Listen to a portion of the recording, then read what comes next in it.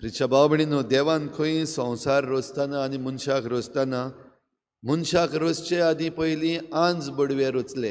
ही created spirits. आनी हे आंज बडवे करीत भाशेन एक देवाच्या मोगाचें एक एक्सटेंशन. हेच आंज बडवे मनशाची सुरक्षा करपाक व मनशांक मार्गदर्शन दिवपाक व मनशांक देवाचो संदेश पाठोवपाक संवसारान मनशां मदें आसात. आतां आमचे भोंवतणी घडये आमचे आंज बडवे आसात, आमकां दिसती पडनात, कित्याक ते आत्मे वो स्पिरिट्स म्हणटूच हे बरे आत्मे जे आमचे भोंवतणी आसात, देवान आमकां दिल्ले, देवान आमची सुरक्षे पासत, देवान आमकां संदेश दिवचे पासत आनी देवान आमकां मार्गदर्शन दिवचे पासत. आनी करीत भाशेन आयज आमी परब मनयता ह्या तेग जाण महादेवदूतांची, बाग्योन मिंगेल, बाग्योन गाब्रिएल आनी बाग्योन राफाएल. आनीकूय आंज बडवे आसात, आनीकूय महादेवदूत आसात. पूण आमी आयज ह्या तेगांची जेन्ना परब मनयता, बाग्योन मिंगेल आमकां करीत भाशेन मेळटा दानियेलाच्या पुस्तकान, तशेंच प्रकाशणेच्या पुस्तकान. तो एक झुजारी. आनी मिंगेल म्हणटात तेन्ना ताच्या नांवाचो अर्थूय बीन देवा सारको. He is like God. आनी देवा सारको. आनी तो झुजारी तेन्ना वायट जें आसा ताचेर तो झूज मांडटा. लुसिफर हो वायट आत्मो. जरी देवान ताका बडवो कसो केल्लो, तो देवाचेर आड गेलो, देवा सारको आपूण जावपाक सोदपाक लागलो. आनी तेन्ना हें व्हड झूज जें आमकां प्रकाशणेच्या पुस्तकान मेळटा. आनी ह्या झुजान बाग्योन मिंगेल लुसिफेराचेर जैत व्हरता आनी ताका इफेर्नान उडयता. म्हणटच जें कितें आमचे मदें वायट उपजता, तें जरी तर आमी नाटक करतले हांव, ताचेर जैत व्हरतले हांव, जाल्यार बाग्योन मिंगेलाचें हें आसणें आमचें सवें आसपाक गरज. दुसरो आसा बाग्योन गाब्रिएल. गाब्रिएल करीत भाशेन देवाचो संदेश घेवन येता. आनी देवाची घोटाय तो, देवाचें बळ जरी तर ताचे सवें आसा, जाल्यार भोव करून जेन्ना आमकां बरी खबर आयकूंक जाय, वो वायट खबर आयकून आमची काळीज घोडये दुखवलां, आमकां घोडये भिरांत दिसल्या, तर असल्या भिरांतीच्या वेळार करीत भाशेन गाब्रिएल हो संदेश घेवन येता, देवाचें बळ घेवन येता. आनी जेजूच्या जल्माचे काणयेन आमकां करीत भाशेन गाब्रिएल दिश्टी पडटा.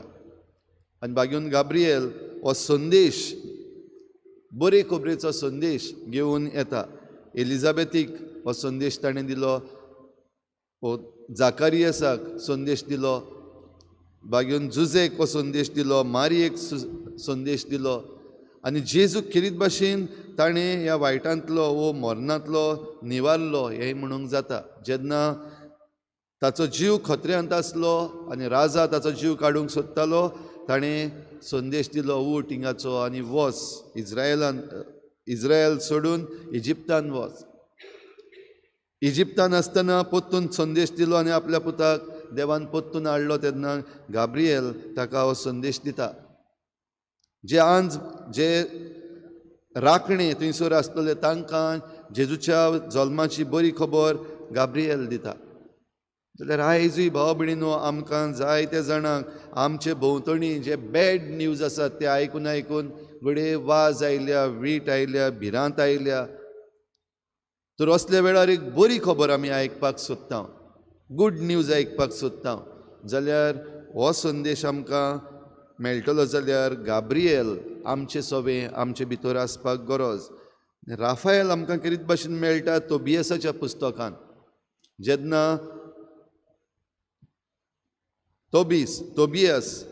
तोबिताच्या पुस्तकान तोबियास जेन्ना आपल्या बापाय पासत ताका ओको धाडूंक वेता, जेन्ना ताचे दोळे एके भाशेन पिड्ड्यार जाल्ले, दिश्टी पडनासले, दोळ्यान फूल पडलेलें, तेन्ना आपल्या बापाय पासत हें ओको धाडपाक हो